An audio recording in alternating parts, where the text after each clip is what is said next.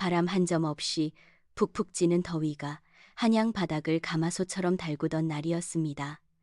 그날따라 저작거리의 공기는 유난히 무겁고 끈적거렸지요. 사람들의 땀 냄새와 짐승의 노린내, 그리고 어딘가에서 풍겨오는 썩은 내가 뒤섞여 숨을 쉴 때마다 턱턱 막혀오는 그런 날이었습니다. 이곳은 사람을 짐승처럼 사고 파는 노비 시장이었습니다. 쇠사슬이 절그럭거리는 소리가 귓가를 때리고 여기저기서 흥정하는 거친 고함이 오고 갔습니다. 팔려나가는 이들의 눈동자는 하나같이 죽은 물고기처럼 흐리멍덩해 그들을 사는 이들의 눈은 탐욕으로 번들거렸지요.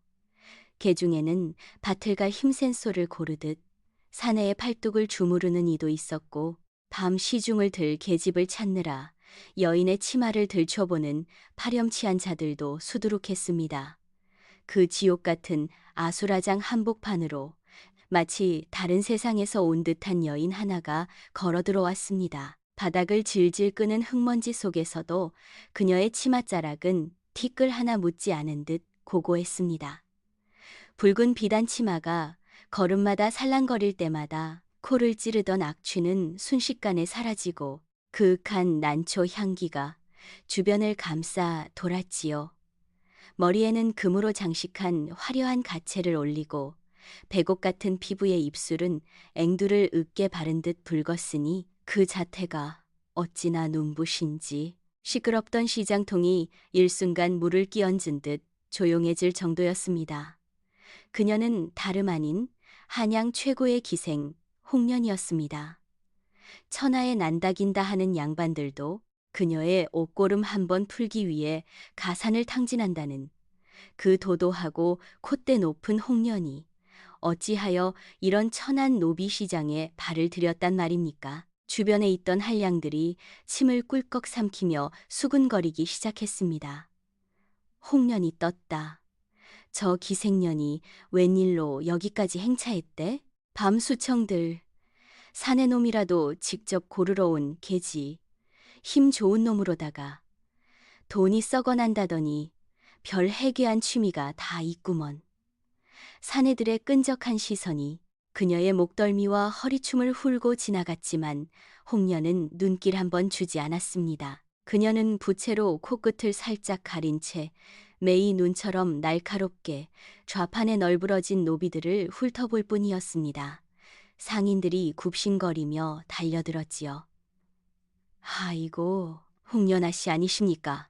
귀한 분께서 어찌 이런 누추한 곳까지 찾으시는 물건이라도 있으십니까? 마침 어제 들어온 놈이 아주 실합니다. 쌀가마니 3개는 거뜬히 듭죠. 노비 상인 하나가 근육이 우락부락한 머슴 하나를 억지로 일으켜 세우며 홍련의 앞으로 밀었습니다. 기름칠이라도 한 듯 번들거리는 근육을 자랑하며 상인이 침을 튀겼지만 홍련의 눈썹은 미동조차 하지 않았습니다. 그녀의 시선은 튼튼한 팔다리나 고분고분한 태도 따위에는 관심이 없는 듯 했습니다. 홍련은 천천히, 아주 천천히 걸음을 옮겼습니다. 그녀가 걷는 길 양옆으로 사람들이 홍해에 갈라지듯 길을 텄습니다. 그녀의 비단신이 멈춘 곳은 시장의 가장 구석진 자리, 파리떼가 윙윙거리며 검은 구름처럼 몰려있는 바로 그곳이었습니다. 그곳에는 썩은 거적대기 하나가 덮여 있었는데 그 아래로 삐져나온 것은 사람의 다리라기보다는 앙상한 나뭇가지에 가까웠습니다. 악취가 진동을 했습니다. 땀 냄새 정도가 아니었습니다. 살이 썩어 문드러지는 냄새, 고름이 터져 흘러나온 비릿한 냄새가 코를 찔러 구경꾼들조차 코를 막고 뒷걸음질 칠 정도였지요. 거적대기 아래에서는 간헐적으로 쿨럭거리는 기침소리가 들려왔는데 그 소리가 어찌나 쇠를 긁는 듯 거칠고 위태로운지 당장이라도 숨이 끊어질 것만 같았습니다. 노비 상인이 기겁하며 홍련의 앞을 막아섰습니다. 아이고, 아씨, 거긴 안 됩니다. 눈 버리십니다요. 그놈은 파는 물건이 아닙니다. 오는 길에 병을 얻어 다 죽어가는 송장이나 다름없어요. 그러나 홍련은 상인의 말을 듣는 둥, 마는 둥, 쓰고 있던 부채를 접어 그 더러운 거적대기를 걷어내라 손짓했습니다. 상인은 영문을 모르겠다는 표정으로 혀를 차면서도 천하의 홍련이 시키는 일이니 어쩔 수 없다는 듯 발로 툭툭 거적을 걷어찼습니다. 먼지가 풀썩이며 드러난 모습은 참혹하기 그지없었습니다. 온몸은 피딱지와 고름으로 뒤덮여 성한 구석이 없었고 뼈가 드러날 정도로 마른 몸에는 채찍질 자국이 뱀처럼 휘감겨 있었습니다.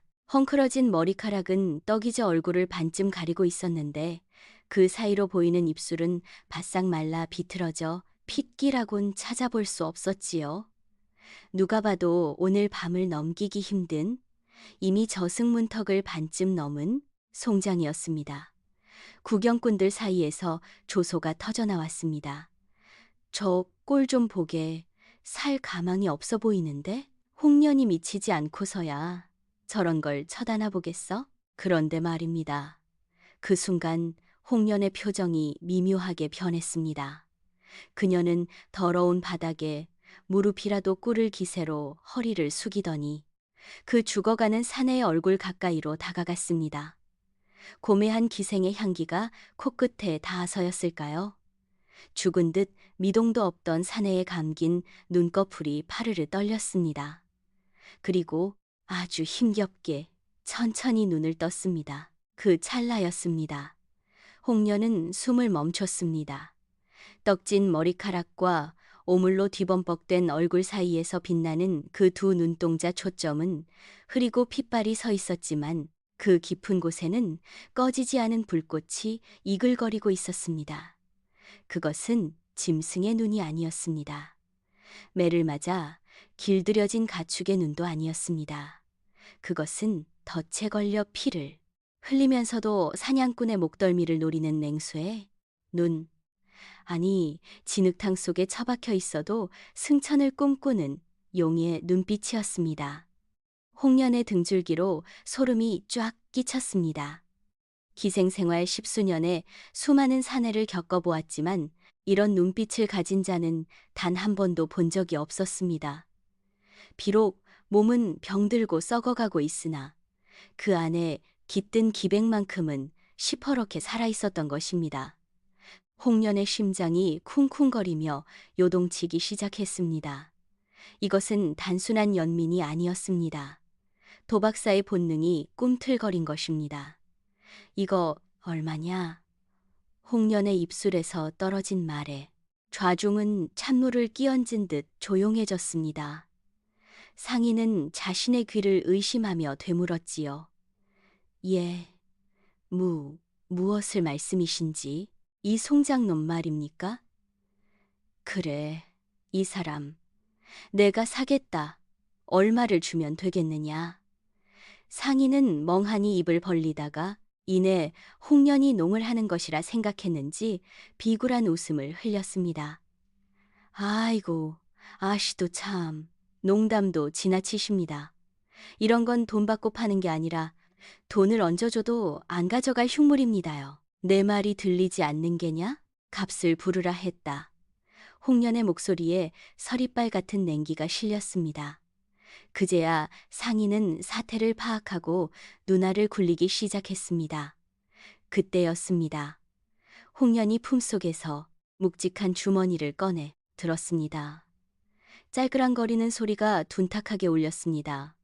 그녀는 주머니를 통째로 상인의 발치에 던졌습니다. 주머니 입구가 풀리며 쏟아져 나온 것은 엽전이 아니라 번쩍이는 금덩이와 은전들이었습니다. 주변에서 헉 하는 소리와 함께 탄성이 터져 나왔습니다. 집 한 채는 좋기 사고도 남을 어마어마한 거금이었습니다. 이걸로 되었다. 잔말 말고 당장 가마를 대령해라. 상인은 허겁지겁 바닥에 떨어진 금덩이를 주워 담느라 정신이 없었고 구경꾼들은 홍련이 드디어 미쳤다며 수군거렸습니다. 그렇게 홍련은 한양 바닥에 웃음거리가 되는 것을 자처하며 다 죽어가는 노비를 자신의 기방으로 데려왔습니다. 기방에 도착해서도 소란은 끊이지 않았습니다. 홍련은 문을 굳게 걸어 잠그고 외부와의 발길을 끊었습니다. 그리고는 하인들을 시켜 큰 나무통에 뜨거운 물을 가득 채우게 했습니다. 김이 모락모락 피어오르는 방 안, 홍련은 화려한 비단옷을 걷어붙이고 직접 소매를 걷었습니다. 방 안에 눕혀진 사내는 여전히 의식이 오락가락하는지 헛소리를 중얼거리고 있었습니다. 홍련은 뜨거운 물에 적신 수건을 들어 사내의 몸에 말라붙은 오물과 피딱지를 닦아내기 시작했습니다. 따뜻한 물수건이 닿자 사내가 고통스러운 신음과 함께 몸을 비틀었습니다. 가만히 계셔요. 묵은 때를 벗겨내야 살 수 있습니다. 홍련의 손길은 거침이 없었습니다. 떼국물이 검게 흘러내리고 고름이 닦여나가자 숨겨져 있던 사내의 본 모습이 서서히 드러나기 시작했습니다. 갈비뼈가 앙상하게 드러난 가슴팍이었지만 그 뼈대는 놀라울 만큼 굵고 단단했습니다. 어깨는 널찍했고 팔다리는 길게 뻗어 있어 비록 지금은 말랐으나 본래는 장대한 기고를 가진 사내였음을 짐작게 했습니다. 그런데 사내의 등 뒤를 닦아내던 홍련의 손이 멈칫했습니다. 그의 등에는 마치 지네가 기어가듯 흉측하고 거친 흉터가 대각선으로 길게 그어져 있었습니다. 그것은 채찍질 자국이 아니었습니다. 이건 홍련은 숨을 들이켰습니다. 그것은 명백한 칼자국이었습니다. 그것도 아주 예리한 검에 깊게 베인 치명상을 입고도 기적적으로 살아남은 흔적이었습니다. 노비가 칼을 맞을 일이 무엇이 있겠습니까? 홍련의 손끝이 흉터를 따라 조심스럽게 내려갔습니다. 사내의 몸은 뜨거운 열로 불덩이 같았지만 홍련의 손이 닿는 곳마다 미세하게 떨리고 있었습니다. 그녀가 사내의 가슴팍을 닦아내기 위해 몸을 돌려 눕히는 바로 그 순간이었습니다. 축 늘어져 있던 사내의 손이 번개같이 솟구쳐 올라 홍련의 손목을 낚아챘습니다. 악! 홍련이 짧은 비명을 지르며 중심을 잃고 사내의 가슴 위로 쓰러지듯 엎어졌습니다. 물이 출렁이며 바닥으로 넘쳐 흘렀고 순식간에 두 사람의 몸이 밀착되었습니다.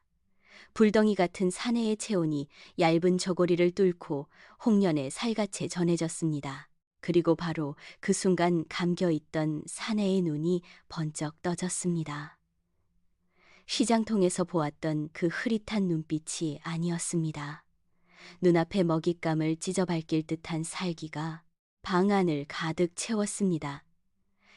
사내는 쉰 목소리, 그러나 지옥 밑바닥에서 긁어올리는 듯한 낮은 목소리로 으르렁거렸습니다. 누구냐? 누가 사주했느냐? 손목이 으스러질 듯한 악력에 홍련은 비명조차 지르지 못하고 숨을 헙 하고 들이켰습니다. 방금 전까지 시체처럼 늘어져 있던 사내라고는 도저히 믿기지 않는 엄청난 힘이었지요. 촛불 그림자의 일렁이는 사내의 눈빛은 마치 굶주린 늑대와도 같아서 마주보는 것만으로도 오금이 저릴 지경이었습니다. 그 눈에는 살기뿐만 아니라 깊은 절망과 경계심이 뒤엉켜 이글거리고 있었습니다. 홍련은 쿵쾅거리는 심장을 억지로 가라앉히며 떨리지 않는 목소리를 쥐어짜내어 그를 달랬습니다. 이 손 놓으시오. 나는 당신을 해하려는 자가 아니니. 그 나지막한 한마디가 사내의 귓가에 닿았을 때였습니다. 살기로 번뜩이던 사내의 눈동자가 순간 갈 길 잃은 아이처럼 흔들리는가 싶더니 팽팽하게 당겨져 있던 팔의 힘이 거짓말처럼 풀려버렸습니다. 툭 하는 소리와 함께 사내의 팔이 물속으로 맥없이 떨어졌고 그는 다시 정신을 잃고 홍련의 품으로 무너져 내렸습니다. 고열에 들뜬 뜨거운 숨결이 홍련의 젖은 목덜미를 훑고 지나갔습니다. 긴장이 풀린 홍련은 그제야 참고 있던 가쁜 숨을 몰아쉬며 젖은 이마를 쓸어 넘겼지요. 방 안에는 다시 정적과 물이 출렁이는 소리만이 남았습니다. 홍련은 다시 소매를 걷어붙이고 사내를 씻기는 일에 몰두했습니다. 뻣뻣하게 굳은 사내의 몸을 돌려 세우고 구석구석 닦아낼 때마다 투명했던 물은 점차 검붉은 떼국물로 변해갔습니다. 겹겹이 쌓여있던 오물과 피딱지가 벗겨져 나갈 때마다 홍련의 눈은 놀라움으로 점점 커졌습니다. 진흙 속에 묻혀있던 보석이 빛을 발하듯 씻겨진 사내의 몸은 실로 감탄을 자아내게 했습니다. 영양실조로 갈비뼈가 드러나긴 했으나 그 기본 골격은 일반 평민이나 노비의 것이 아니었습니다. 어깨는 태산처럼 넓고 벌어졌으며 팔과 다리의 근육은 오랜 무의 수련으로 단련된 듯 길고 매끈하게 뻗어 있었습니다. 무엇보다 홍련의 시선을 사로잡은 것은 사내의 손이었습니다. 험한 바틀이나 막노동으로 투박해진 손이 아니라 굳은 살이 박여 있되 손가락이 길고 섬세한 것이 필시 붓이나 검을 쥐던 손임이 분명했습니다. 홍련은 조심스레 사내의 젖은 머리카락을 뒤로 넘겨주었습니다. 드러난 얼굴선은 깎아지른 듯 날렵했고 콧날은 붓으로 그린 듯 오뚝했습니다. 비록 병색이 완연하여 창백했으나 그 이목구비에서 풍기는 기품은 감출 수가 없었습니다. 이것은 천한 피에서 나올 수 있는 얼굴이 아니었습니다. 홍련은 물에 적신 부드러운 천으로 사내의 가슴팍을 문질렀습니다. 그녀의 손길이 쇄골을 지나 탄탄한 가슴 근육을 타고 내려갈 때 묘한 전율이 손끝을 타고 전해졌습니다. 단순한 간호라고 하기에는 방 안의 공기가 지나치게 뜨겁고 습했습니다. 물에 젖어 얇게 비치는 홍련의 저고리와 알몸으로 누워있는 사내의 모습은 누가 보아도 낯뜨거운 상상을 불러일으키기에 충분했지요. 그때 사내의 오른쪽 어깨 죽지 아래에서 기이한 흉터 하나가 발견되었습니다. 홍련은 닦던 손을 멈추고 촛불을 가까이 들이댔습니다. 불에 데인 화상 자국 같기도 하고 낙인이 찍힌 것 같기도 한 흉터였습니다. 자세히 들여다보니 그것은 글자 같기도 하고 어떤 문양 같기도 했는데 살이 지식여져 정확한 형체를 알아보기 힘들었습니다.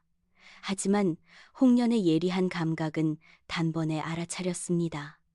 이것은 죄인의 낙인이 아니라 누군가 의도적으로 지워버린 신분의 표식이라는 것을 말입니다. 대체 당신은 누구시길래 이런 곳까지 흘러들어오셨소? 홍련은 혼잣말을 삼키며 사내의 몸에 묻은 물기를 마른 천으로 정성스럽게 닦아냈습니다. 그리고 장롱 깊숙한 곳에서 가장 질 좋은 비단 네일을 꺼내 입혔습니다. 깨끗한 옷을 입혀놓고 나니 그는 더 이상 시장 바닥에 굴러다니던 노비가 아니었습니다. 잠들어 있는 모습조차 위험이 서려 있어 함부로 말을 놓기 어려울 지경이었지요. 홍련은 젖은 옷을 갈아입지도 못한 채 사내의 머리맡에 앉아 부채질을 시작했습니다.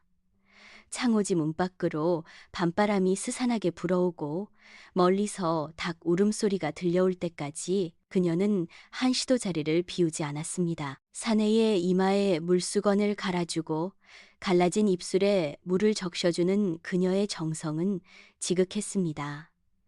새벽녘이 되어서야 사내의 끓던 열이 조금씩 내리기 시작했습니다. 불규칙하던 숨소리도 편안하게 잦아들었지요. 홍련이 안도의 한숨을 내쉬며 깜빡 잠이 들려던 찰나였습니다. 물, 바스락거리는 소리와 함께 사내의 입술이 달싹였습니다. 홍련은 화들짝 놀라 잠을 깨고는 재빨리 물그릇을 들어 사내의 입가에 가져다 댔습니다. 사내는 타는 목을 축이려는 듯 허겁지겁 물을 들이켰습니다.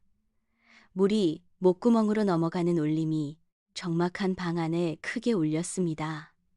한참이나 물을 마신 사내가 천천히 눈을 떴습니다. 이번에는 흐리멍덩하지도 살기로 가득 차 있지도 않았습니다. 깊고 고요한 호수 같은 눈동자가 홍련을 똑바로 응시했습니다. 그 눈빛은 너무나 맑고 투명해서 오히려 홍련이 부끄러움을 느낄 정도였습니다. 사내는 자신의 몸에 입혀진 비단 옷과 깨끗해진 손, 그리고 걱정스러운 눈으로 자신을 내려다보는 홍련을 번갈아 바라보았습니다. 상황을 파악하려는 듯 그의 미간이 살짝 찌푸려졌습니다. 여기가 어디요? 낮게 깔린 중저음의 목소리가 방 안의 공기를 진동시켰습니다. 기생 홍련의 처소입니다. 제가 시장에서 당신을 데려왔지요. 홍련의 대답에 사내는 잠시 침묵했습니다. 그러더니 힘겹게 상체를 일으키려 애를 썼습니다. 홍련이 급히 그를 부축하여 등 뒤에 베개를 받쳐주었습니다. 가까이에서 마주한 사내의 얼굴은 숨이 멎을 만큼 사내다웠습니다. 씻겨 놓으니 그 진가가 더욱 드러나 천하의 홍련조차 눈을 어디다 두어야 할지 모를 지경이었지요. 사내는 홍련을 빤히 바라보며 물었습니다. 왜 나 같은 송장을 거두었소? 내게서 무엇을 바라고? 그저 당신의 눈빛이 마음에 들었을 뿐입니다. 살고자 하는 그 눈빛이. 홍련은 짐짓 태연한 척 미소를 지으며 대답했습니다. 그러나 사내의 표정은 풀리지 않았습니다. 그는 자신의 가슴팍을 더듬거리더니 무언가가 없어진 것을 깨달은 듯 다급하게 주변을 두리번거렸습니다. 내 옷대, 아니 그 거적대기 속에 있던 것을 보았소? 무엇을 말씀이신지요? 낡은 보찜 하나뿐이었습니다만. 홍련이 방구석에 놓아둔 다 해진 보찜을 가리키자 사내는 안도하는 듯하면서도 여전히 경계를 늦추지 않았습니다. 그 보찜 안에 무엇이 들어있기에 저토록 집착하는 것일까요? 홍련의 호기심이 발동했습니다. 그때였습니다. 방 밖에서 이보시오, 홍련이 있는가 하는 굵직한 사내의 목소리가 들려왔습니다. 기방의 문을 두드리는 소리가 아니라 마치 도둑고양이처럼 은밀하게 담을 넘어와 방문 앞까지 다가온 기척이었습니다. 사내의 눈동자가 순식간에 다시 맹수처럼 돌변했습니다. 그는 반사적으로 홍련의 입을 틀어막고 자신의 몸을 날려 홍련을 바닥으로 눕혔습니다. 순식간에 홍련의 위로 올라탄 사내의 몸에서 뜨거운 긴장감이 뿜어져 나왔습니다. 쉿, 소리 내지 마시오. 사내의 입술이 홍련의 귓가에 닿을 듯 말 듯 스쳐 지나갔습니다. 두 사람의 심장 소리가 터질 듯이 겹쳐지는 그 순간 문 밖의 그림자가 창호지 문을 뚫을 듯이 커지며 방문 고리를 덜커덕 잡고 흔들기 시작했습니다.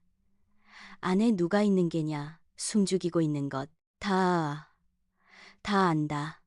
소름 끼치도록 차가운 그 목소리는 분명 손님이 아니었습니다. 그것은 피냄새를 맡고 찾아온 사냥꾼의 목소리였습니다. 문고리가 덜커덕거리며 요란한 소리를 내질렀습니다. 홍련의 위를 덮친 사내의 몸이 바위처럼 딱딱하게 굳어버렸지요. 홍련은 터져나오려는 비명을 간신히 삼키며 사내의 어깨를 꽉 움켜쥐었습니다. 문 밖의 그림자는 마치 저승사자처럼 검고 거대하게 창호지 위로 넘실거리고 있었습니다. 사내의 거친 숨결이 홍련의 귓가에 다 흩어졌습니다. 식은땀에 젖은 그의 가슴팍이 홍련의 가슴과 맞닿아 쿵쿵거리는 심장 박동을 고스란히 전해오고 있었지요. 이대로 들킨다면 이 사내는 물론이고 자신 또한 무사하지 못할 것이 뻔했습니다. 홍련은 기생 특유의 기질을 발휘해야만 했습니다. 그녀는 사내의 품 안에서 몸을 비틀어 짐짓 잠투정을 부리는 듯한 나른하고도 짜증 섞인 목소리를 문 밖으로 던졌습니다. 누구시관때 남의 단잠을 이리도 험하게 깨우십니까? 오늘은 손님을 받지 않는다 하지 않았소. 문 밖의 기척이 멈칫했습니다. 살기를 띠고 문고리를 잡고 흔들던 손길이 멈추고 의심 가득한 침묵이 흘렀지요. 홍련은 마른 침을 삼키며 더욱더 교태 섞인 그러나 뼈가 있는 목소리로 쏘아붙였습니다. 내 몸이 불덩이 같아 약을 먹고 누운 참이요. 역병이라도 옮길 생각이 아니라면 썩 물러가시오. 역병이라는 말에 문 밖의 그림자가 움찔하며 뒷걸음질 쳤습니다. 아무리 피도 눈물도 없는 추격자라 한들 몹쓸 병에 걸린 기생의 방에 함부로 들어올 수는 없는 노릇이었겠지요. 잠시 후 흥 하는 비웃음 소리와 함께 발자국 소리가 멀어지기 시작했습니다. 저벅 저벅 담장을 넘어 사라지는 소리가 완전히 들리지 않게 될 때까지 두 사람은 숨소리조차 내지 못하고 서로를 껴안은 채 굳어 있었습니다.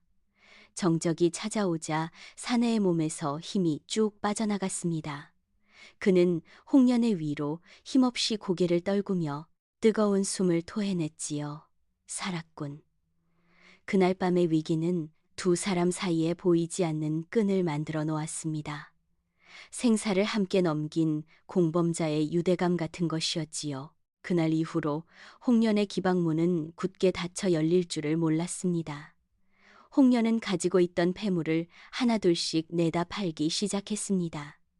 금가락지며 옥빈여며 비단 저고리까지 돈이 될 만한 것은 모조리 전당포로 넘어갔습니다. 그 돈은 고스란히 사내를 먹이고 입히는 데 쓰였지요. 한양 최고의 기생이라 불리던 홍련이 화려한 가채 대신 무명천으로 머리를 묶고 직접 아궁이에 불을 지피며 약탕기를 다렸습니다. 매캐한 연기에 눈물이 핑 돌고 고운 손등에 검댕이 묻어나는 것도 아랑곳하지 않았습니다. 오직 방 안에서 들려오는 사내의 숨소리가 점점 굵고 힘차게 변해가는 것만이 그녀의 유일한 낙이었습니다. 하지만 닫힌 문 밖에서는 고약한 소문이 독버섯처럼 피어오르고 있었습니다. 방 안에서 들려오는 소리 때문이었습니다. 깊은 밤이면 사내는 악몽에 시달리며 짐승처럼 으르렁거리는 신음소리를 내질렀습니다. 고통을 참느라 이를 악무는 소리, 거친 호흡소리, 그리고 그를 진정시키려는 홍련의 다급하고 젖은 목소리가 얇은 벽을 타고 흘러나왔던 탓이지요. 지나가던 하인들과 기생들이 귓속말을 주고받으며 킥킥거렸습니다. 들었어? 어젯밤에도 홍련이 방에서 난리가 났대. 아이고, 망측해라. 밤낮을 가리지 않고 무슨 짓을 하는 건지. 사내 신음소리가 끊이질 않는다며? 그 다 죽어가던 놈이 홍련이 전기를 빨아먹고 살아난 게야. 요물이야, 요물. 사람들은 그것을 남녀의 뜨거운 정사소리로 오해했습니다. 실상은 사경을 헤매는 사내의 고통스러운 투쟁과 그 곁을 지키는 홍련의 피나는 간호였음에도 말입니다. 어느 날 밤 홍련은 악몽에 시달리며 발작하는 사내의 몸을 온몸으로 누르고 있었습니다. 식은땀에 젖은 사내의 근육이 꿈틀거릴 때마다 홍련의 팔다리가 으스러질 듯 아파왔지만 그녀는 결코 그를 놓지 않았습니다. 정신 차리셔요. 이곳은 지옥이 아닙니다. 제가 곁에 있습니다. 홍련의 외침에 허공을 휘저으며 발버둥 치던 사내의 손이 홍련의 볼을 감싸 쥐었습니다. 초점 없던 눈동자가 서서히 돌아오며 홍련의 얼굴을 알아보았지요. 거친 숨을 몰아쉬던 사내는 이내 털썩 하고 베개 위로 쓰러졌습니다. 그리고는 눈물이 그렁그렁한 눈으로 홍련을 올려다 보았습니다. 천하를 호령할 듯한 기백을 가졌던 그 사내가 어린아이처럼 약한 모습을 보인 것은 그때가 처음이었습니다. 나는 멸문지화를 당한 가문의 유일한 생존자요. 사내의 입에서 흘러나온 고백은 참혹하고도 슬픈 것이었습니다. 역적으로 몰려 가족이 모두 차명을 당하고 홀로 살아남아 노비로 전락한 채 짐승보다 못한 삶을 살아야 했던 세월들. 그의 등 뒤에 새겨진 그 흉측한 상처는 가문의 문장을 지우기 위해 스스로 불달궈진 인두로 지져버린 고통의 흔적이었던 것입니다. 홍련은 아무 말 없이 사내의 거친 손을 자신의 뺨에 비비며 눈물을 흘렸습니다. 살아주셔서 고맙습니다. 살아만 계신다면 훗날 반드시 그 억울함을 씻을 날이 올 것입니다. 그날 밤 이후 두 사람의 밤은 달라졌습니다. 더 이상 고통스러운 신음소리는 들리지 않았습니다. 대신 글 읽는 소리가 은은하게 창호지문을 적셨지요. 홍련은 촛불 아래서 사경을 구해와 사내에게 읽어주었고 사내는 붓을 들어 다시금 글을 쓰기 시작했습니다. 비록 종이가 없어 낡은 천 조각에 물을 찍어 쓰는 글씨였지만 그 필체에는 서리빨 같은 기계가 서려 있었습니다. 홍련은 사내의 곁에 앉아 먹을 갈고 종이를 잡아주었습니다. 촛불에 비친 두 사람의 그림자가 벽 위에서 하나로 포개져 흔들렸습니다. 사내가 글을 읽어주면 홍련은 귀를 기울였고 홍련이 시를 읊으면 사내는 미소를 지었습니다. 그것은 육체의 교접보다 더 뜨겁고 더 깊은 영혼의 교감이었습니다. 계절이 바뀌어 찬바람이 문풍지를 울리는 늦가을이 되었습니다. 사내의 몸은 이제 완벽하게 회복되었습니다. 앙상했던 갈비뼈 위로 탄탄한 근육이 붙었고 창백했던 얼굴에는 혈색이 돌았습니다. 그는 더 이상 기방의 뒷방에 숨어 지낼 병자가 아니었습니다. 세상을 향해 다시 칼을, 아니 붓을 겨누어야 할 때가 온 것이지요. 과거 시험이 열린다는 방이 나붙은 날이었습니다.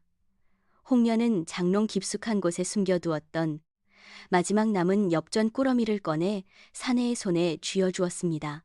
그리고 밤새 다듬이질하여 지은 새하얀 도포와 갓을 내밀었지요. 가십시오. 대감, 세상 밖으로 나가 대감의 뜻을 펼치십시오. 사내는 떨리는 손으로 도포 자락을 받아들었습니다. 그의 눈시울이 붉어졌습니다. 그는 홍련의 손을 잡고 맹세하듯 나직이 속삭였습니다. 내 반드시 돌아오리다. 금이 환영하여 그대를 가장 귀한 자리에 앉히겠소. 그렇게 사내는 떠났습니다. 동이 트기도 전 새벽 안개를 헤치고 과거장으로 향하는 그의 뒷모습을 보며 홍련은 소리 없는 눈물을 삼켰습니다. 텅 빈 방 안에는 사내가 남기고 간 온기만이 희미하게 남아 있었지요. 하지만 비극은 언제나 예고 없이 찾아오는 법이라 했던가요?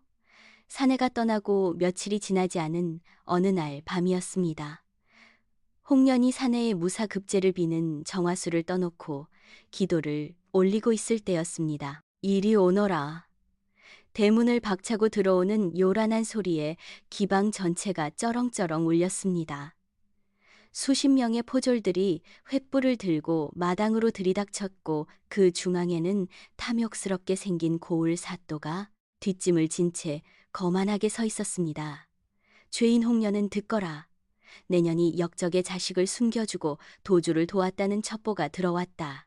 홍련의 심장이 발밑으로 뚝 떨어졌습니다. 대체 누가 어디서 그 비밀을 알았단 말입니까? 사또는 번들거리는 눈으로 홍련을 훑어보며 비열한 미소를 지었습니다. 내년이 살 길은 딱 하나다. 도망간 그놈의 행방을 불거나 아니면 오늘 밤 내 수청을 들어 그 죄를 씻거나. 포졸들이 억센 손으로 홍련의 팔을 낚아채 사또의 발 아래 무릎 꿇렸습니다. 저항할 틈도 없이 머리채가 잡힌 홍련의 눈앞에 사또의 흙 묻은 신발이 들이밀어졌습니다. 그리고 사또가 홍련의 턱을 억세게 들어올리며 침을 튀기며 소리쳤습니다.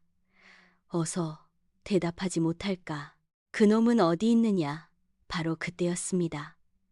기방의 담장 너머 어둠 속에서 누군가가 이 광경을 지켜보고 있었습니다. 하지만 그는 돕기는커녕 입꼬리를 말아올리며 차가운 비소를 흘리고 있었으니 그는 다름 아닌 며칠 전 홍련의 방을 엿보다 사라졌던 그 정체불명의 사내였습니다. 횃불의 불빛이 닿지 않는 어둠 속에서 그가 천천히 활시위를 당기며 중얼거렸습니다. 드디어 낚였구나.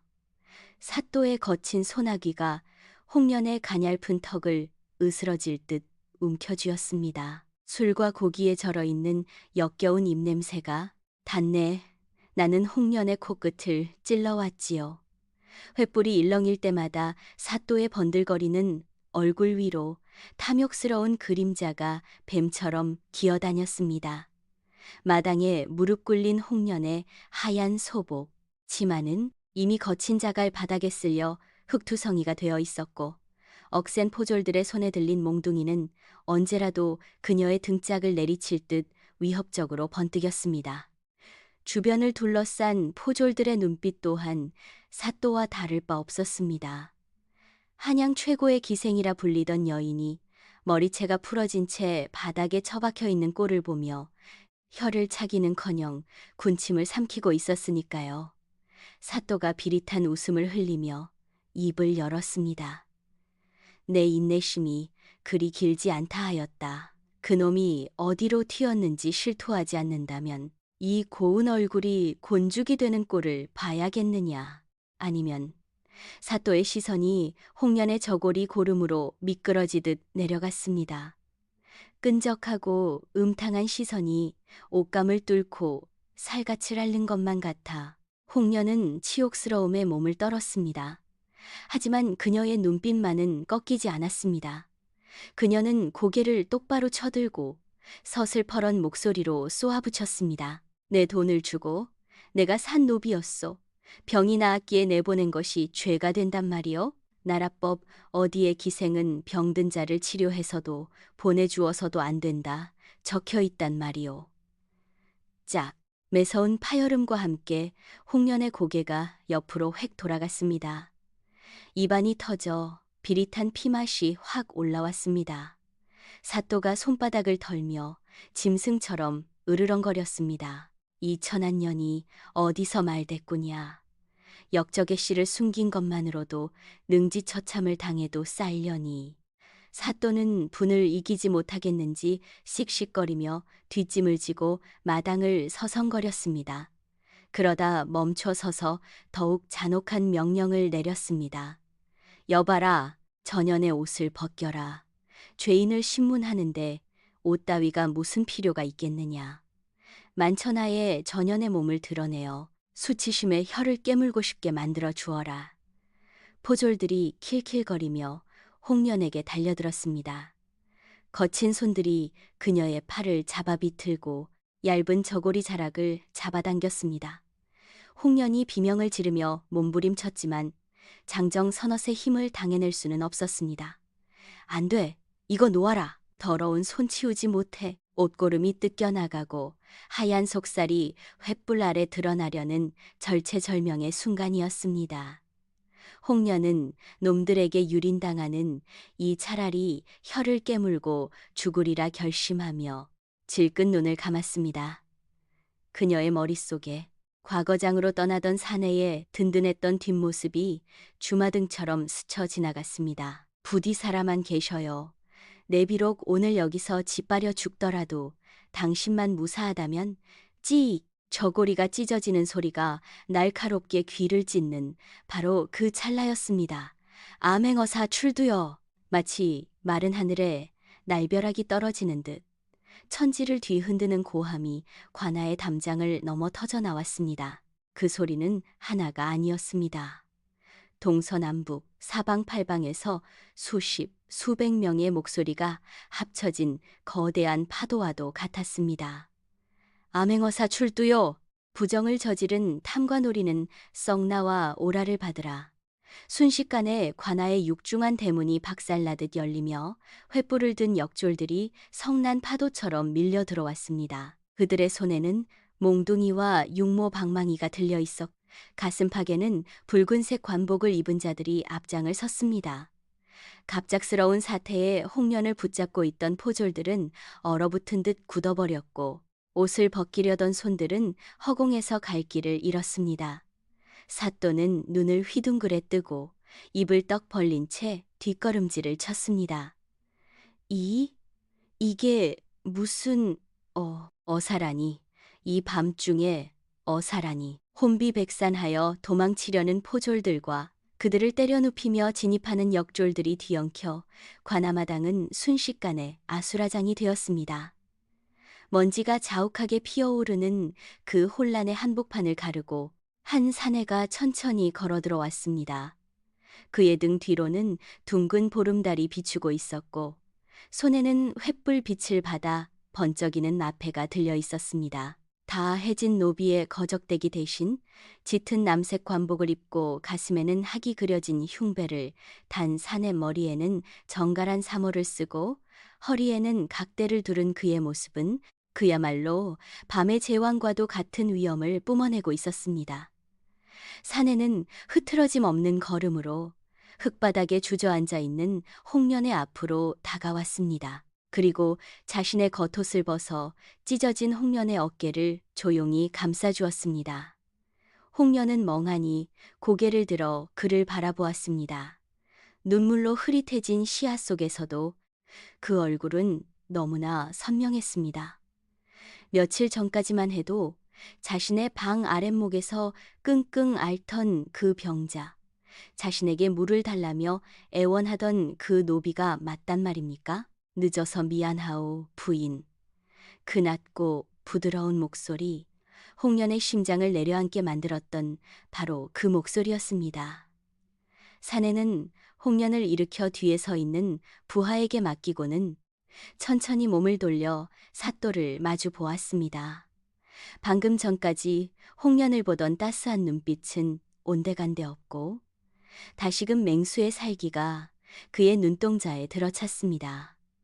사또는 다리에 힘이 풀려 주저앉은 채 덜덜 떨리는 손가락으로 사내를 가리켰습니다.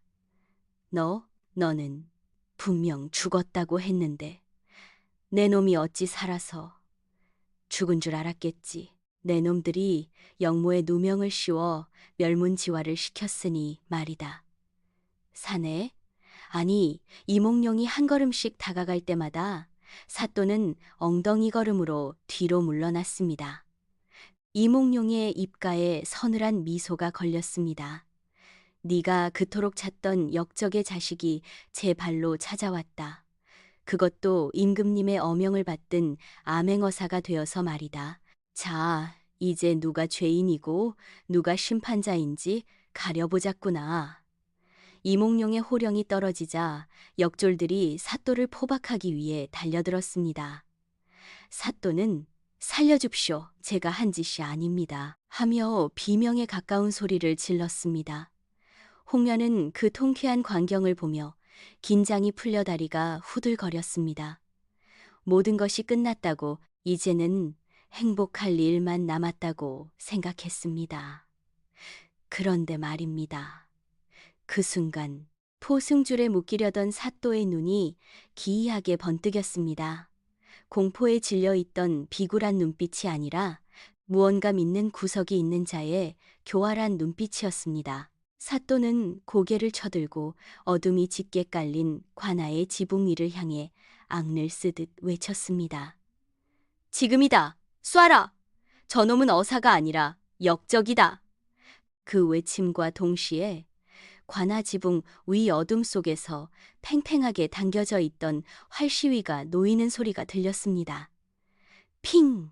바람을 가르는 날카로운 파열음이 이몽룡의 등 뒤를 노리고 날아들었습니다. 승리에 도취되어 미처 방비하지 못한 이몽룡의 무방비한 등 그곳을 향해 검은 화살 하나가 뱀처럼 쇄도해 오고 있었던 것입니다.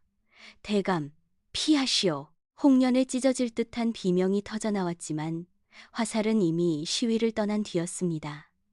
홍련의 비명이 밤 공기를 가르기도 전에 이몽룡의 몸이 비호처럼 회전했습니다. 등 뒤에 눈이라도 달린 듯 그의 손이 허리춤의 환도를 뽑아 올리는가 싶더니 허공에서 챙강하는 쇳소리와 함께 불꽃이 튀었습니다. 사또가 마지막 발악으로 숨겨둔 궁수에게 쏘게 한 그 독화살이 이몽룡의 칼날에 정확히 맞아 두 동강이나 힘없이 바닥으로 곤두박질 쳤지요. 그 신기에 가까운 무예에 마당에 있던 모든 이들의 입에서 헉 하는 탄성이 터져나왔습니다. 이몽룡은 서늘한 눈으로 지붕 위 어둠을 노려보았습니다. 그의 눈빛만으로도 사람을 베어버릴 듯한 기세였지요. 곧이어 으아 하는 외마디 비명과 함께 검은 복면을 쓴 자가 지붕 아래로 굴러떨어졌습니다. 이미 관할을 포위하고 있던 이몽룡의 부하들이 지붕 위에 매복해 있던 자들을 모조리 제압해버린 것이었습니다. 이몽룡은 천천히, 아주 천천히 칼을 칼집에 꽂아 넣으며 사또에게 다가갔습니다. 칼집이 닫히는 철컥 소리가 마치 사또의 목숨줄이 끊어지는 소리처럼 들렸을 것입니다. 네, 죄가 하늘을 찌르고도 남음을 알렸다. 무고한 백성을 역적으로 몰아 죽이고 그 재산을 착복하였으며 이제는 어명을 받은 어사까지 시해하려 하였으니 그 죄를 어찌 씻으려느냐. 사또는 이미 바지에 오줌을 지려 젖은 자국이 바닥까지 흥건하게 번져 있었습니다. 그는 이몽룡의 발목을 잡고 애원하려 했으나 이몽룡은 더러운 것을 보듯 그를 내려다볼 뿐이었습니다. 여봐라, 저 추악한 죄인을 당장 하옥하고 날이 밝는 대로 한양으로 압송하라. 그와 결탁하여 부정을 저지른 이방과 관속들도 모조리 잡아들여라. 추상 같은 호령이 떨어지자 역졸들이 사또를 개처럼 질질 끌고 나갔습니다. 아이고, 살려줍시오. 대감, 한 번만 용서해 주십시오. 하는 처절한 울음소리가 관아의 담장을 넘어 멀어져 갔지만 그 소리에 귀를 기울이는 이는 아무도 없었습니다. 관아 마당에는 이제 정적만이 감돌았습니다. 횃불이 타닥거리는 소리와 겁에 질린 포졸들의 거친 숨소리만이 들려올 뿐이었지요. 이몽룡은 그제야 몸을 돌려 멍하니 서 있는 홍련에게 다가갔습니다. 그의 표정에서 서리 빨갛던 살기는 온데간데 없이 사라지고 애틋하고도 깊은 연정만이 남아 있었습니다. 그는 자신의 관복 자락으로 찢겨진 홍련의 어깨를 다시 한번 단단히 감싸 주었습니다. 그리고 흑투성이가 된 그녀의 손을 자신의 크고 따뜻한 두 손으로 꼭 감싸 쥐었습니다. 많이 놀라지 않았소. 내 조금 더 일찍 왔어야 했는데 그대를 이리 험한 꼴을 당하게 하였구려. 홍련은 그제야 긴장이 풀리며 다리에 힘이 풀려 휘청거렸습니다. 이몽룡은 그런 그녀를 와라 끌어안아 자신의 넓은 가슴에 기대게 했습니다. 노비였을 때 맡았던 그 비릿한 피 냄새와 썩은 내는 이제 없었습니다. 대신 은은한 묵향과 든든한 사내의 향기가 홍련의 코끝을 채웠지요. 대감, 정말 대감이 맞으십니까? 꿈을 꾸는 것은 아니지요? 꿈이 아니오, 부인. 내가 돌아왔소. 약속대로 그대를 데리러 왔소. 이몽룡은 홍련을 아는 채 마당 한쪽에 엎드려 벌벌 떨고 있는 기생들과 한량들을 쏘아보았습니다. 아까까지만 해도 홍련이 옷이 벗겨질 위기에 처하자 킬킬거리며 구경하던 자들이었습니다. 그들은 이몽룡의 시선이 닿자 땅속으로 꺼질 듯이 머리를 바닥에 쳐박았습니다. 너희들은 똑똑히 듣거라. 이몽룡의 목소리가 관아 전체를 쩌렁쩌렁 울렸습니다. 이 여인은 내 생명의 은인이자 내가 평생을 바쳐 모실 정실 부인이 될 뿐이다. 앞으로 누구든 이 여인을 천하다 하여 업신여기거나 손끝 하나라도 건드리는 자가 있다면 내 그놈의 목을 베어 저작거리에 내걸 것이다. 그 선언은 한양 바닥을 뒤집어 놓을 만큼 파격적인 것이었습니다. 천한 기생을 양반, 그것도 암행어사의 정실로 맞이하다니요. 하지만 지금 이 순간 감히 그 말에 토를 달 수 있는 자는 아무도 없었습니다. 이몽룡은 엎드린 자들을 뒤로 하고 번쩍 홍련을 안아 올렸습니다. 마치 깃털처럼 가볍게 그녀를 안아든 그는 준비된 화려한 가마가 아닌 자신의 말 위로 그녀를 태웠습니다. 그리고 자신도 그 뒤에 올라타 홍련을 품에 안고 말고삐를 잡았습니다. 가자, 우리의 집으로. 말발굽 소리가 달빛을 밟으며 어둠을 헤치고 나아갔습니다. 홍련은 사내의 품에 안겨 지나가는 바람을 맞았습니다. 노비 시장에서 썩어가는 송장을 사들고 오던 그 무덥던 여름날이 떠올랐습니다. 그때 사람들은 미쳤다고 손가락질했으나 보십시오. 홍련이 산 것은 송장이 아니라 세상을 호령할 용이었음을 말입니다.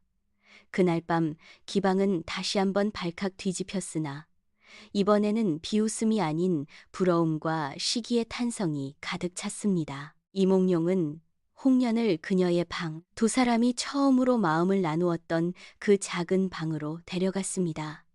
하인들이 급히 비단 이불을 깔고 촛불을 밝혔습니다.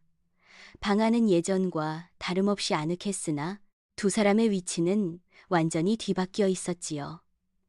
이몽룡은 홍련을 자리에 앉히고 물을 떠와 수건을 적셨습니다. 그리고 과거 홍련이 그랬던 것처럼 정성스럽게 그녀의 얼굴에 묻은 흙먼지와 상처를 닦아주기 시작했습니다. 대감, 이러지 마셔요. 천한 것이 어찌 귀한 분의 손길을 받습니까? 홍련이 황송하여 몸을 빼려 하자 이몽룡은 부드럽게 그녀의 손목을 잡아 제지했습니다. 촛불 아래 빛나는 그의 눈동자가 홍련을 그윽하게 바라보았습니다. 천하다니, 당치 않소. 내 목숨이 경각에 달렸을 때 나를 살린 것은 임금님도 아니요 부처님도 아닌 바로 그대였소. 그때 그대가 내 주인이 되어주지 않았다면 지금의 나는 없었을 것이요. 이몽룡의 손길이 홍련의 볼을 타고 내려와 찢어진 저고리 사이로 드러난 쇄골을 스쳤습니다.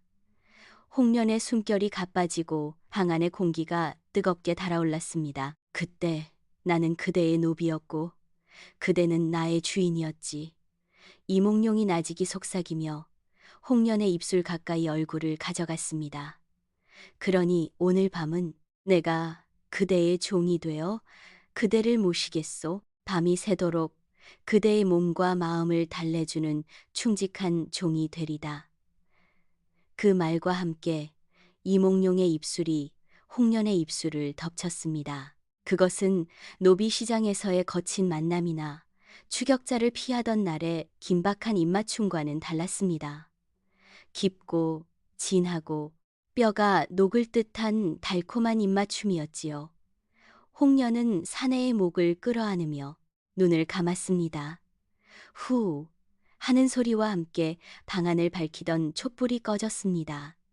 어둠 속에서 두 사람의 그림자가 하나로 겹쳐지고 창호지 문 밖으로는 달빛만이 고요하게 내려앉았습니다. 밖에서는 가을 귀뚜라미가 울어대고 있었지만 방 안에서 들려오는 두 사람의 거친 숨소리와 서로를 탐하는 사랑의 속삭임은 밤이 깊어가도록 끝날 줄을 몰랐습니다.